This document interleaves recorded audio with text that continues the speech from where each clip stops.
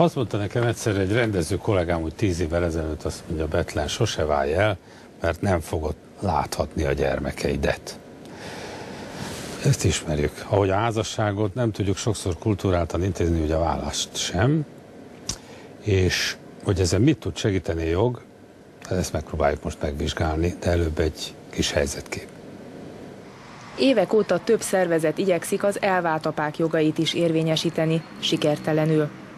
A bevett gyakorlat szerint ugyanis a mai napig a bírók az édesanyja javára ítélik a gyerekeket. Nekik így akár arra is lehetőségük van, hogy kizárják az apákat a gyermekük életéből. Az édesapák így általában 2 hetente egy hétvégét tölthetnek gyerekeikkel. A tapasztalatuk szerint viszont bevett gyakorlat, hogy az anya megvonja a láthatást, hogyha nem érkezik meg időben a tartásdíj. Vagy akár éppen tartásdíjként követel annyira sokat, hogy az apa élete a vállás után kilátástalanná váljon. Persze a bírók dolga sem könnyű, hiszen jelenleg a döntést a szülők saját beszámolója és a tanúk történetei alapján kell meghoznia, 14 évesnél idősebb gyermeknél pedig az ő beleegyezése is számít. A megfelelő megoldás viszont nagyon fontos lenne, hiszen akármelyik szülői minta hiánya komoly lelkisérüléseket és fejlődészavarokat okozhat. Kérdés, hogy a Regácz Mária ügyvéd, jó reggelt kívánok, és Köszönöm. 2 apa, Hír Mihály, jó reggelt, Jó reggelt. és Jacó András, jó reggelt kívánok. Én nem tudom, helyese ez, hogy csak az apákról beszélünk, mert olyan is van, hogy az anyát zárják ki, igaz? Tehát itt... Ez így igaz, nagyon sok esetben fordul elő, most már apáknak is ítélnek az gyerekeket, és előfordul sajnos az anyát zárják ki a gyerek életéből. Nagyon sokszor indokolatlanul vannak, indokolt esetek nyilván, amikor az anyuka drogos, vagy az apuka drogos, vagy mondjuk alkoholista, vagy veszélyezteti a gyereket valamilyen módon, de vannak teljesen indokolatlan esetek is. Én azt gondolom, hogy ezt nyilván vizsgálni kell. A probléma ott szokott lenni, hogy nagyon sokszor el sem olvassák az iratokat a bíróságok. Nagyon sokszor rutinból döntenek, mert nagyon sok esetben a férfiak sincsenek, tehát nekik sincs az a bajuk, hogy a nőnél helyezik el a gyereket, hogyha a saját jogaikat viszont gyakorolhatják, akkor van gond, hogyha nem, és nincs indoka. Tehát itt különböző dolgokról van szó. Az egyik az, hogy ugye sok apa sérelmezi, hogy rutinból az anyánál helyezik el a gyereket, mert mondjuk az esetek nagyobbik részében ez látszik logikusnak. A másik, de vannak olyan esetek, amikor nem ez volna a jó. Így igaz. A másik baj meg az, hogy nem tudjuk érvényesíteni az apa és a gyerek, vagy szóval a kizárt fél, vagy a kizárt fél és a gyerek kapcsolattartásának a jogát. Hát a hatályos jogszabályok megvannak erre, hogy lehetne biztosítani, egyébként minden jogszabály megvan hozzá, csak nem alkalmazzák őket, ez a probléma. Na de hogy lehet ezt alkalmazni? Nekem volt ilyen ismerősöm, aki évekig nem láthatta a gyerekét. Pedig természetesen joga volt hozzá, stb. Én azt mondtam neki, hogy ne harcoljon, hanem mondja azt az elvált feleségnek, ha nem akarod, hogy lássam, nem fogom látni. Ha azt akarod, hogy minden nap nálam legyen, ahogy te akarod. Azért, mert ez a kaukázusi krétakör esete. Tehát, hogy ha ő kivívja azt, hogy hozzáhelyezzék el a gyereket, akkor meg fogja tagadni az anyától? Hogy láthassa? Ha nem, akkor el fogja vinni, és nem fogja visszaadni. Hát ebben nem lehet belemenni. Igen, itt azokban az esetekben, ahol az apa mondjuk alkalmas lenne a gyereknek a nevelésére, és ő azt mondja, hogy én nem zárnám el a gyereket az anyától, de ő viszont megteszi, akkor nyilván itt át kéne helyezni az apához a gyereket. Igen. Hiszen és utána mi történik? Az anya láthatja, és nem adja vissza. És akkor hívjak rendőrt? Hát na ez az, hogy ilyen esetben azért lehetne, rengeteg eszköz van egyébként, tehát lehet bírságolni az anyát, lehet büntetőeljárást indítani ellene.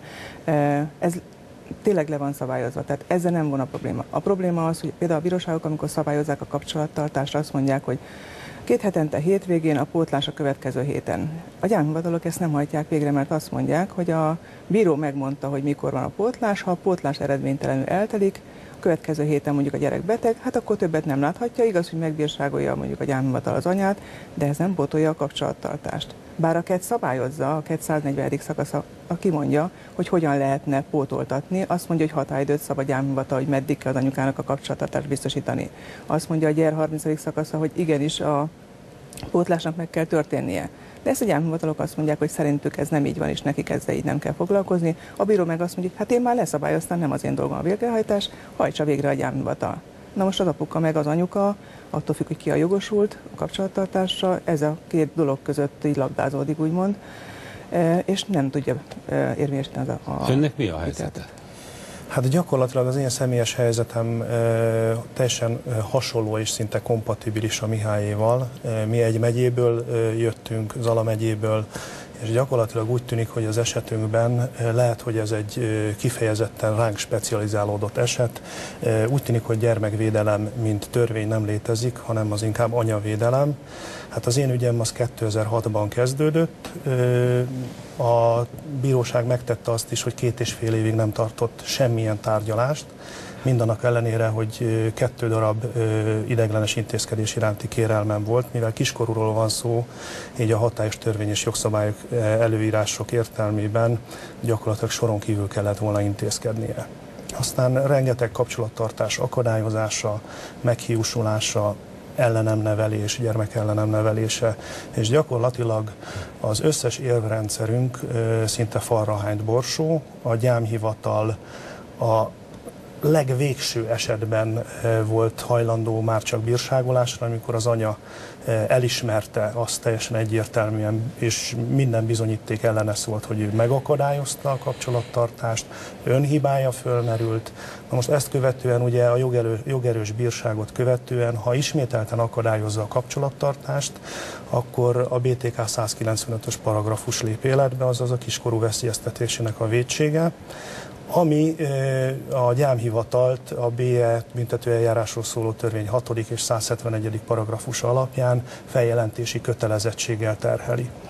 Na most ez esetben gyakorlatilag úgy tűnik, hogy ezeknek az elkerülése érdekében, ennek elébe menve a hatóságok úgy intézkednek, hogy lehetőség szerint ez már föl sem merülhessen, tehát már ennél korábban az előző esetekben elutasítják az apai beadványokat és kérelmeket.